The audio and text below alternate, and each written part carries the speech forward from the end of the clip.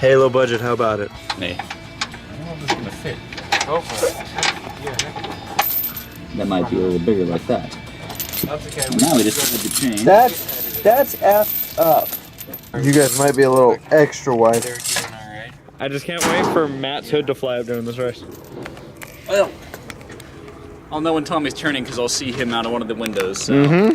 What I would love is if you put skid plates on all four. That would be funny.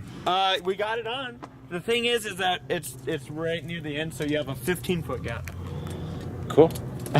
Even better. So obviously, if you haven't figured it out, we are preparing the chain race cars. We've had opportunities to be in this race before, but we said no. Yeah. So the question is, Jeffrey, this car was towed. This chain worked. It worked. It was a lot short of a distance, though. Yeah. So do you think that chain, would you want to untie it and then rebuild this section of chain and use this chain? Or do you want to add to it? What would you prefer?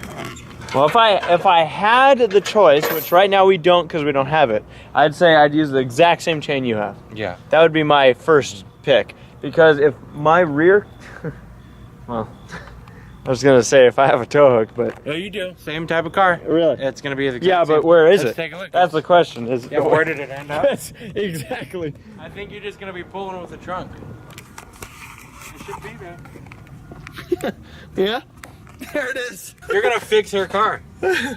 So there you go. All right, I guess that's considered bumper. somewhere in there. Somewhere. There is no bumper. We'll take apart all that chain then. Yeah, And, then throw save it on that car. Throw it on the 13. We can do that. Do that. How about it? We'll have Matt undo all that. The Great Flood of Irwindale. Urbandale. What's going on down here? And peed on me. Trying to take a radiator out while Matt's under me unbolting stuff. So we're obviously taking this radiator out because there's no reason to have it in. No reason to have it in. We'll hide it away. Is this one? Yeah, this one's out. It's actually amazing, like we talked about, that this thing still has a radiator. Yeah. I mean, you ran this in a trailer race.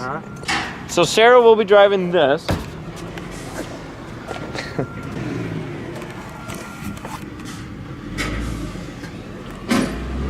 And here's the team of Tommy and Matt, 96. Well, here she is for now. A little bit of touching up on the numbers and whatnot. Add pick your part somewhere on here.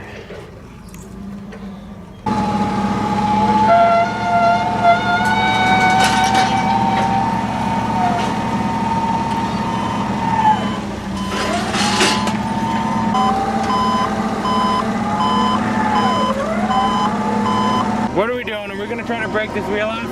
It's pissing us off. Let's drop it. So I know I can't drop it fast like that. You're going to have to tilt it forward, huh? You ready for this? Yeah. You clear? I'm clear.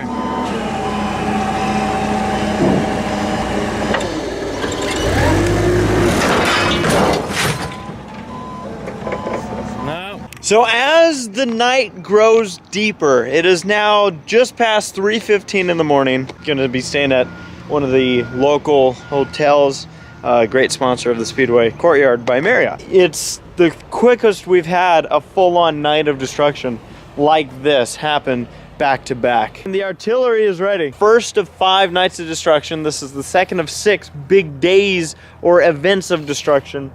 And throughout the entire year, even if there's not a night of destruction happening, more than likely, whenever it's running out here at Irwindale Speedway, there's going to be some form of something happening crazy. Your thoughts headed into Night of Destruction, number 1 of 2015. I think it's going to be a true test to see the turnaround rate.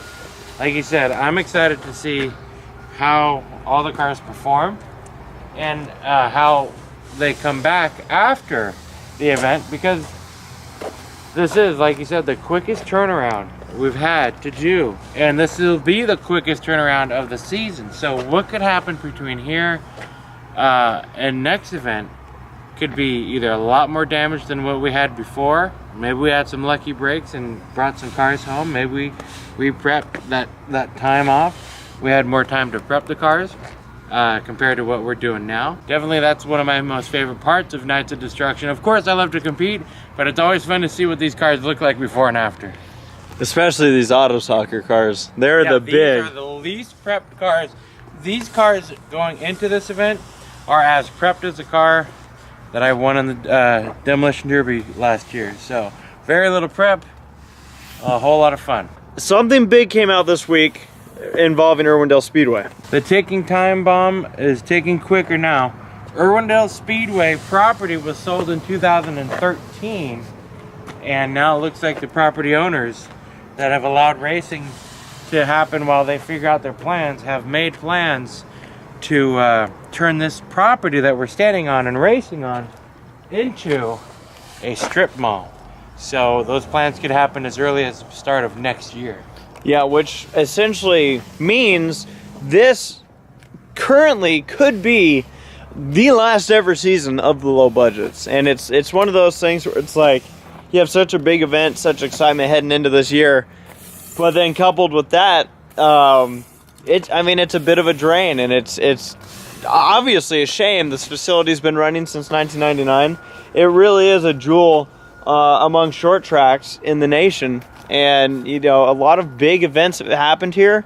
It's been utilized amongst commercials. You've probably seen in a ton of different car commercials, amongst other things. And then just on the racing scale, I mean, even when I was at work today, the news came out earlier this week, and I was at work today, and my bosses came up and were referencing it like, hey, so that stadium that you race at's getting torn down. And it's like, it just kind of goes to show, I guess, the scale that this speedway's had. Yeah, this speedway definitely one of the most successful short track speedways, and it's pretty short life as of now. 16 racing seasons. They'll start season 16 tomorrow night, Night of Destruction, but really it'll kick off next Saturday night for opening night.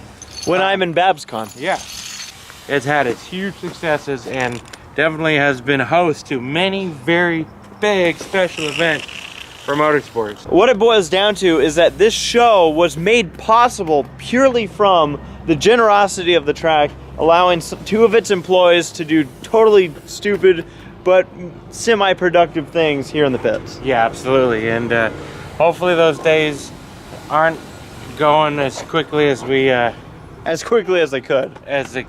We kind of knew it after the bankruptcy that you saw on the low budgets with this track.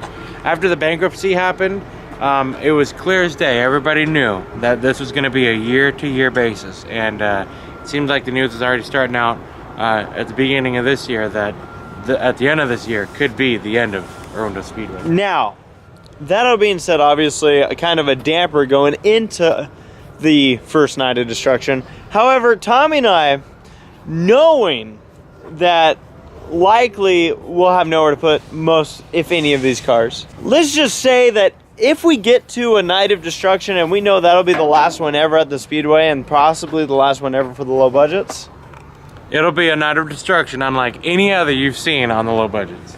So, I mean, I guess you could say that we'll go out with a bang. But, of course, hoping, they're still saying here at the track that there's still a chance we'll have a 2016 season. If there is, that means that we'll have a season 4 of the low budgets. It's obviously well out of our hands. That being said, we have an entire season of the low budget still ahead of us. Yes, we've already had one day of destruction. But really, as far as I go, as far as I feel, that was a complete wash. We had some low budget things happen in that one. So now we go into our favorites, the Nights of Destructions. Let's do it, Tommy. You ready for this? Oh boy, it's like 3 in the morning, so of course I am. Well, folks, it's time. You ready to go? I'm ready to go! Ladies and gentlemen, next up is Night of Destruction number 1 of 2015.